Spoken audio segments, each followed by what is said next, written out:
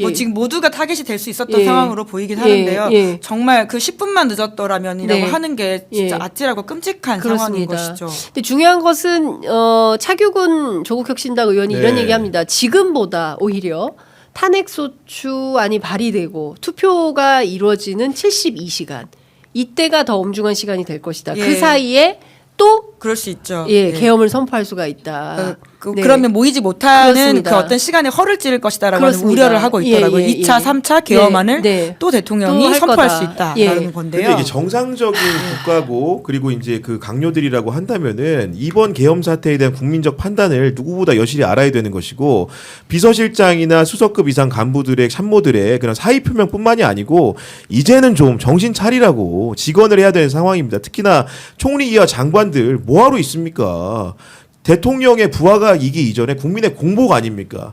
부하이기 전에 공복으로서 역할을 똑바로 해야 되고요. 그렇다면은 아까 말했던 그런 최악의 시나리오들을 피하기 위해서 대통령에게 이제라도 늦지 않았습니다. 직언을 하고 설득해야 됩니다. 그렇죠. 대통령이 말도 안 되는 발표를 하면 정말 카메라를 꺼버리던가 정말 뭐라도 하는 게 말씀하신 것처럼 옆에서 일을 하고 있는 국민의 공복으로서의 수석, 비서실장 그리고 장관, 총리의 역할입니다. 그분들이 윤 대통령이 월급 주는 사람 아니지 않습니까? 그럼요. 국민의 월급을 받으면서 일하시는 분들이고요. 이 체제 전복의 위기와 민주주의 위기라고 하는 것이 정말 나쁘구나 뿐만이 아니라 다들 소름 돋는다라는 이야기를 하고 있잖아요. 그 심각한 상황을 본인들도 인지해야 됩니다. 말 안 들으면 본인도 반국가 세력 될 판이에요. 얼마 전에 청룡 영화제에서 서울의 봄이 그 최우수 작품상을 받았습니다. 지금 계엄이 그 선포되고 나서 다시 서울의 봄을 재개봉해라라는 그 관객들의 요구가 이어지고 있다고 합니다. 그러니까 국민들의 민도가 이 정도입니다. 국민들은 더 이상의 대한민국에서 쿠데타는 용납할 수가 없어요. 자 보십시오. 남미에 여러 올해 그 서울의 봄이 작품상을 받았잖아요. 그리고 한강에 소년이 온다가 그렇습니다. 또 노벨 문학상을 받았습니다. 맞습니다. 동시간대 2024년에 일어난 일인데요. 윤석열 대통령은 계엄을 선포했습니다.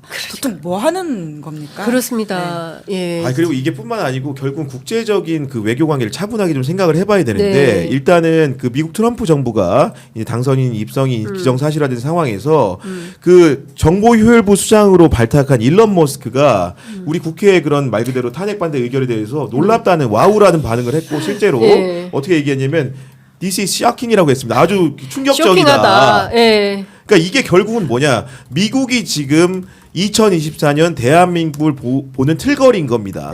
그러면 윤석열 대통령이 과연 트럼프 당선인과 그리고 그 내각을 이끌고 중추라고 할 수 있는 일론 머스크로부터 이런 평가를 받는다면 한미 관계라는 것이 결국은 동맹이라는 것이 정상적인 상태에서 유지가 될 수 있겠는가. 그런 문제가 많이 남는 것이고 이웃나라 일본을 비롯해서 서구의 민주주의 선진국이라고 할 수 있는 나라들이 과연 한국이란 나라를 정말로 민주주의가 풀 데모크라시, 그러니까 완벽한 민주주의를 수행하는 국가로 판단할 수 있을 것인가.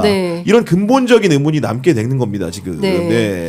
진짜 그 대한민국에서 절대로 벌어져서는 안 되는 정말 황당한 그런데 여기에서 주도 세력이 충암파다라는 얘기가 나오고요. 제가 그 간밤에 사실은 김병주 사성 장군입니다. 정말 제발 군인 여러분. 본분에 충실해 주십시오. 정말 떨리는 목소리로 그 후배 군인들에게 당부하는 진짜 그 절규를 제가 들었는데요. 그리고 나서 좀 물어봤어요. 도대체 윤석열 대통령이 어처구니 없는 계엄 선포를 왜 했다고 생각하십니까? 라고 물어봤더니 저희들하고 전혀 다른 분석들로 분석과 해석을 합니다. 그러니까 사성 장군 김병주 의원은 어떻게 해석을 하냐면 용산으로 갔잖아요. 그러니까 청와대에 있었으면 이런 생각 못했을 거라는 거예요. 왜냐하면 청와대에 있으면은 용산, 그러니까 국방부나 합참이나 이런 데하고 거리가 멀기 때문에 군인들이 나하고 똑같은 생각을 한다고 믿기 어렵다는 거예요. 감이 멀다는 거예요. 거리가 감도 멀게 만든다. 그런데 지금 용산에 같이 있지 않냐.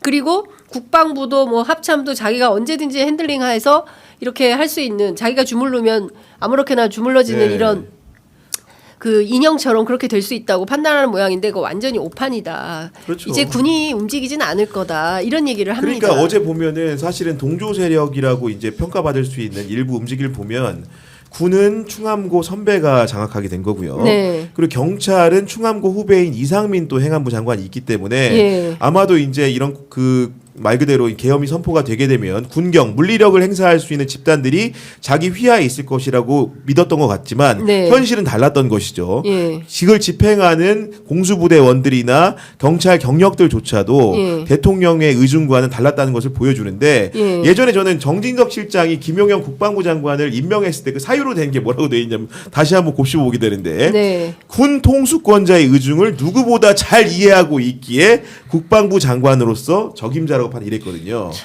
그러니까 의중, 계엄의 의중을 누구보다 잘 알고 예. 신속하게 건의하고 집행했던 사람이 누군가. 예. 결국은 어제 이제 이상민 행안부 장관의 그런 행동에 대해서 아직 알려진 바가 없지만 네. 아마도 이런 주요 사안들을 인식했다고 한다면 네. 김용현 국방부 장관과 예. 이상민 행안부 장관이 예. 알았을 가능성이 높기 때문에 이런 부분들에 대해서도 그들이 어떤 행동을 했고 어떤 건의를 했고 어떤 의사결정 과정에 관여했는지를 네. 명명백백하게 우리 검찰이 수사를 밝혀야 된다고 봅니다. 네.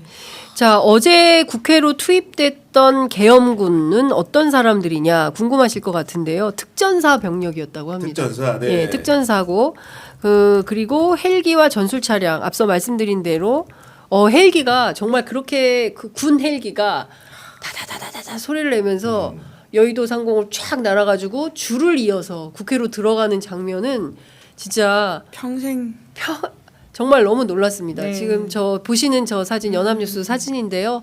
네, 저런 방식으로 국회 운동장에 내려서 작전을 수행하러 이제 들어간 거죠. 그 작전이 뭐냐? 이재명 대표, 한동훈 대표, 우원식 의장 끌어내는 체포하는 그런 거였다. 이 정말 참담합니다. 네. 사실 네. 저 작전 명령을 들은 군인들도 얼마나 황당했을까라는 생각이 들긴 하는데요. 네. 그러니까 어제 현장에서 보니까 저희 후배들 보고에 따르면 예. 지휘관은 계속 무언가를 하라고 지시를 하는데 예. 현장 군인들이 굉장히 우왕좌왕하는 모습들을 많이 보였다라고 아, 합니다.